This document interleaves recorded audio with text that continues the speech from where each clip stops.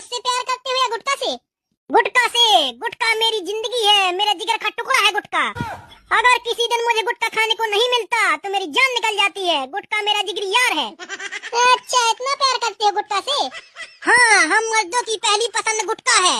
गुटखा खाने से हमें ताकत मिलती है, प्रोटीन मिलता है, काम करने में मन लगता है। गुटखा के बिना हमारी जिंदगी अधूरी है, अधूरी है, अधूरी।